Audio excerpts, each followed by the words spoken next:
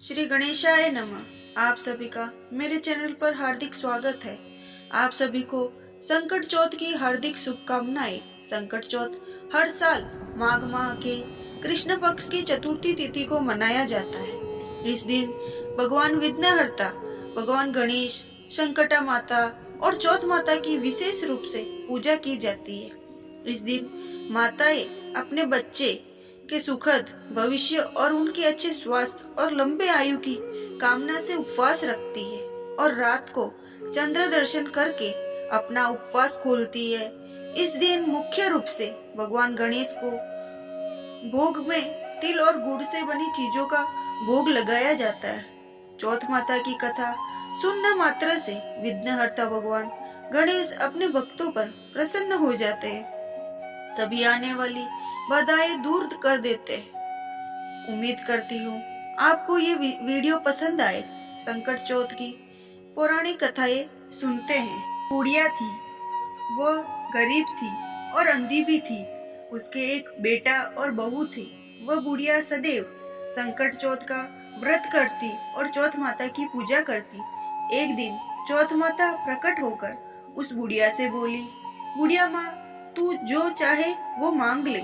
बुढ़िया बोली, मुझे तो मांगना नहीं आता, तो कैसे क्या मांगू? तब चौथ माता बोली, अपने बेटे और बहू से पूछकर मांग ले। तब बुढ़िया ने अपने बेटे से कहा, चौथ माता कहती है तू कुछ मांग ले, बता मैं क्या मांगू? पुत्र ने कहा, माँ तू धन मांग ले।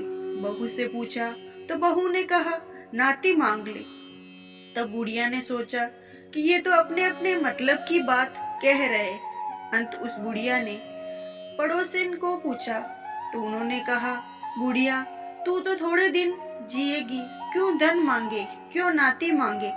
तू तो अपनी आंखों की रोशनी मांग ले, जिससे तेरी जिंदगी आराम से कट जाए। इस पर बुढ़िया बोली, यदि आप प्रसन्न हैं तो मुझे 9 करोड़ की माया दे, निरोगी काया दे, अमर सुहाग दे, आंखों की रोशनी दे, नाती दे, पोता दे और सब परिवार को सुख दे, अंत में मोक्ष दे। यह सुनकर चौथ माता बोली, बुढ़िया माँ, तूने तो हमें ठग दिया। फिर भी जो तूने मांगा है वचन के अनुसार सब तुझे मिलेगा। और यह कहकर चौथ माता अंत ध्यान हो गई। उधर बुढ़िया माँ ने जो कुछ मांगा सब कुछ मिल गया। चौथ माता, जैसे तुमने बुढ़िया माँ को सब कुछ दिया वैसे ही सबको देना। अब मैं आपको दूसरी कथा सुनाती हूँ। पौराणिक कथा के अनुसार एक शहर में एक देवरानी जेठानी रहती थी। जेठानी अमीर थी और देवरानी गरीब थी। देवरानी गणेश जी की भक्त थी। देवरानी का पति जंगल से लकड़ी काटकर बेचता था और अक्सर बीमार रहता था। देवरानी जेठानी के घर का सारा काम करती और बदले में जेठानी बचा हुआ खाना और पुराने कपड़े उसको दे देती। इसी से देवरानी का परिवार चल रहा था। माघ महीने में देवरानी ने तिल चौथ का व्रत किया। 5 आने का तिल और गुड़ लाकर तिलकुट्टा बनाया। पूजा करके तिल चौथ की कथा कहानी सुनी और तिलकुट्टा छिके में रख दिया और सोचा कि चांद उगने पर पहले तिलकुट्टा और उसके बाद ही कुछ खाऊंगी। कथा सुनकर वो जेठानी के यहाँ चली गई। खाना बनाकर जेठानी के बच्चों से खाना खाने के लिए कहा तो बोले, माँ खाएगी तभी खाऊंगा, जब माँ खाना खाएगी तभी खाऊंगा। जेठ जी को खाना खाने के लिए कहा तो जेठ जी बोले, मैं अकेला नहीं खाऊंगा, जब चांद निकलेगा तब साथ में खाएंगे। जेठानी ने उसे कहा कि आज तो किसी ने भी अभी तक खाना नहीं खाया, मैं तुम्हें कैसे दे दूं? सुबह सवेरे बचा हुआ खाना ले जाना। देवरानी के घर पर पति बच्चे सब आस लगाए बैठे थे कि आज तो त्योहार है, इसीलिए कुछ पकवान आदि खाने को मिलेगा। परंतु जब बच्चों को पता चला कि आज तो रोटी भी नहीं मिलेगी तो बच्चे रोने लगे। उसके पति को भी बहुत गुस्सा आया। कहने लगा, सारा दिन काम करके 2 रोटी नहीं ला सकती तो काम क्यों करती है? पति ने गुस्से में आकर पत्नी को कपड़े धोने के धोवन से मारा। धोना हाथ से छूट गया तो पाटे से मारा ये बेचारी गणेश जी को याद करते हुए रोते रोते पानी पीकर सो गई। उस दिन गणेश जी देवरानी के सपने में आए और कहने लगे, दो ने मारी पाटे मारी सो रही है क्या? वह बोली, कुछ सो रही हूँ, कुछ जाग रही हूँ। गणेश जी बोले, भूख लगी है, कुछ खाने का दो। देवरानी बोली, क्या दूं? मेरे घर में तो अन्न का एक दाना भी नहीं है। जेठानी बचा हुआ खाना देती थी तो आज वह नहीं मिला है। पूजा का बचा हुआ तिलकुटा छीके में पड़ा है, वही खा लो। तिलकुटा खाने के बाद गणेश जी बोले, दो ने मारी पाटे मारी निपटाई लगी है, कहाँ निपटे? वह बोली, यहाँ पड़ा घर, जहाँ इच्छा हो वहाँ निपट लो। फिर गणेश जी बच्चे की तरह बोले, अब कहाँ पहुंचूं? नींद में मग्न। अब देवरानी को बहुत गुस्सा आया कि कब से तंग किए जा रहे हैं। सो बोली, मेरे सर पर पोंछो। और कहाँ पोंछोगे? सुबह जब देवरानी उठी तो यह देखकर हैरान रह गई।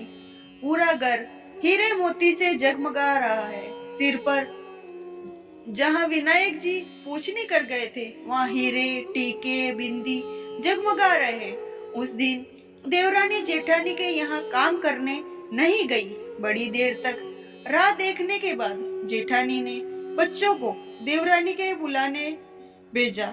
जेठानी ने सोचा, कल खाना नहीं दिया, इसलिए शायद देवरानी बुरा मान गई है।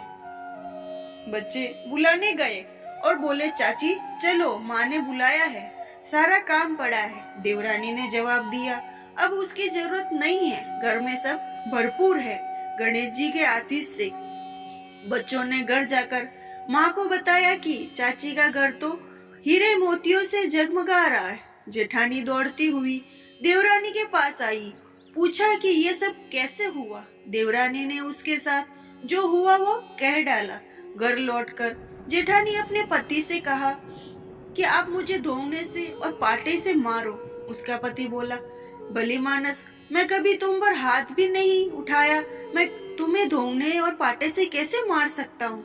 वह नहीं मानी, जिद करने लगी। मजबूरन पति को उसे मारना पड़ा। उसने ढेर सारा घी डालकर चूरमा बनाया और छीके में रखकर सो गई। रात को चौथ विनायक जी सपने में आए, कहने लगे, भूख लगी है, क्या खाऊं? जेठानी ने कहा, गणेश जी महाराज, मेरी देवरानी के यहाँ आपने तो सूखा तिलकुटा खाया था। मैंने जड़ते घी का चूरमा बनाकर आपके लिए छीके में रखा है। फल और मेवे भी रखे हैं, जो चाहे खा लीजिए। बाल स्वरूप गणेश जी बोले, अब निपटे कहाँ? जेठानी बोली, उसके यहाँ तो टूटी फूटी झोपड़ी थी, मेरे यहाँ तो कंचन के महल है, जहाँ चाहो वहाँ निपटो। फिर गणेश जी ने पूछा, अब पोंछू कहाँ? जेठानी बोली, मेरे ललाट पर बड़ी सी बिंदी लगा कर पोंछ लो। धन की भूखी जेठानी सुबह बहुत जल्दी उठ गई।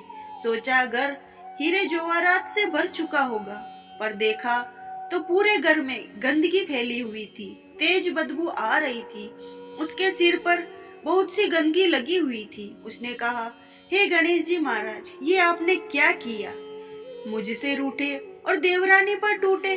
जेठानी ने घर की सफाई करके बहुत कोशिश की, परंतु गंदगी ज्यादा फैलती गई। जेठानी के पति को मालूम चला तो वो बहुत गुस्सा हुआ और बोला, तेरे पास इतना सब कुछ था, फिर भी तेरा मन नहीं भरा। परेशान होकर चौथ के गणेश जी से मदद की विनती करने लगी। गणेश जी ने कहा, देवरानी से जलन के कारण तूने जो किया वह उसी का फल है। अब तू अपने धन से आधा धन उसे देगी, तभी यह साफ होगा। उसने आधा धन बांट दिया, किंतु मोहरे की एक हांडी चूल्हे के नीचे गाड़ रखी थी। उसने सोचा किसी को पता नहीं चलेगा और उसने उस धन को नहीं बांटा। उसने कहा, हे गणेश जी, अब अपने जो बिखराव समेटो। वो बोले, चूल्हे के नीचे गड़ी हुई मोहर हांडी सहित ताक में रखी 2 सुई में भी 2 हिस्से करो। इस प्रकार गणेश जी बाल स्वरूप में आकर सुई जैसी छोटी चीज का भी बंटवारा किया और अपनी माया समेटी। हे गणेश जी महाराज, जैसे आपने देवरानी पर कृपा की, वैसी सब पर करना। कहानी कहने वाले और सुनने वाले और हुक्कारा भरने वाले सब पर कृपा करना। किंतु जेठानी को जैसी सजा दे वैसे किसी को मत देना।